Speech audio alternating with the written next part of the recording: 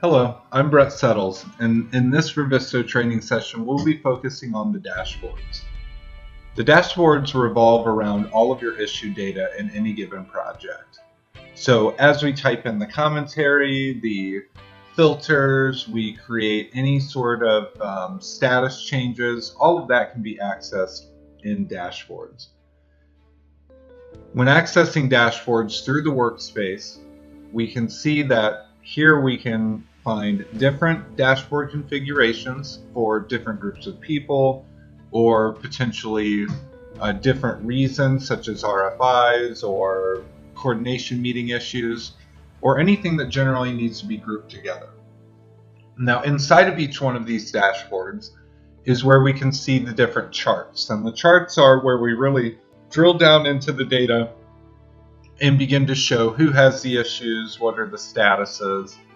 Up top here you can see this is where we can add, reorder, send, and schedule sending information to different people, along with configuring the dashboard itself.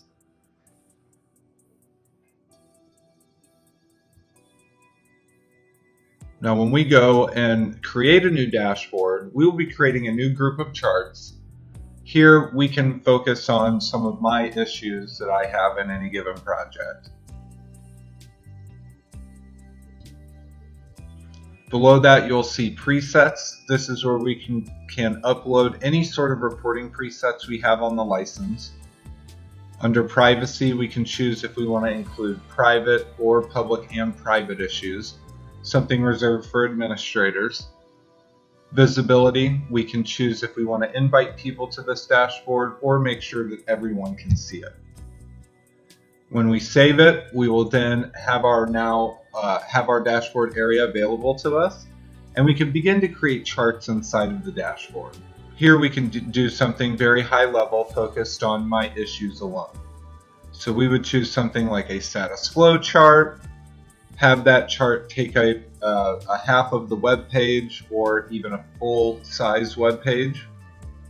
We can choose if we want to customize the time period that we're viewing this data in. So if we want to go 20 days back, we can do that. We can add any additional conditions. Right now we're looking at all the issues. So here, I'll look through here and see if I can locate my username. There I am right there. So I add myself in there. And here I can add any other conditions, or I can save it as well.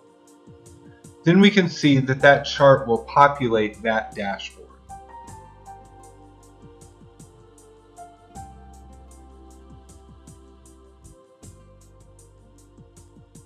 If we want to add an additional chart, just for the sake of this, we can say trades line graph. So we're going to do a line graph here to illustrate some other data entry procedures for one of our more involved graphs. Here you can see that this charts data along a line graph inside of the reporting, and each line represents a certain type of data that can be filtered for through our filtering methods. So we're going to look for mechanical issues. We're going to base this off of tag metadata. In here we have the mechanical teams tagged certain ways, so we are going to look at those teams' information and use that as a way to chart the progress of issue tracking throughout this project. Here we can begin to chart other types of data, such as the electrical data or the electrical issues. And any type of metadata that is available in Revizto can be used to chart this data. It does not have to be tag related. It can be stamp categories or clash test, any of that which may be applicable. Once we save that, we'll now see both of our charts that correspond to this data populated in the Revizto workspace.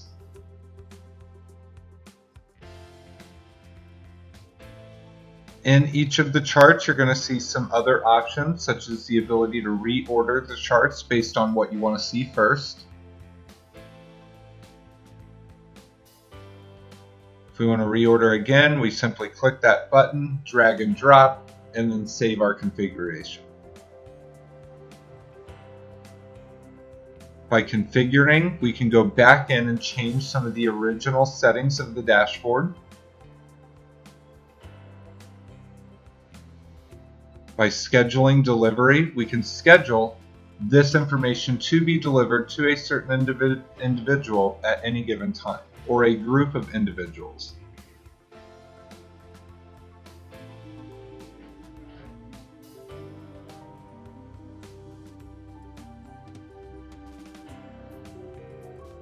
By sending now, we can choose what type of format that we want to send. Here you notice if I do PDF with issues, I get options about how the actual issue data will be arranged and displayed in the report, along with the graphic visual of the dashboard. And here I can include watchers, what clash test it's coming from, and the sheet.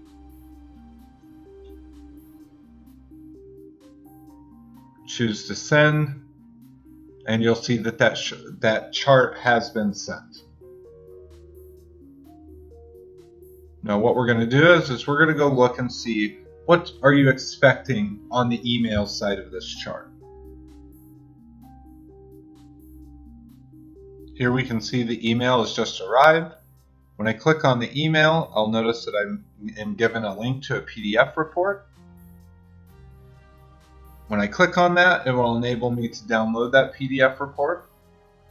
Now the PDF report is stored in the cloud and delivered to any of the email recipients, and essentially is the hard copy version of that report that's being updated in real time in the cloud.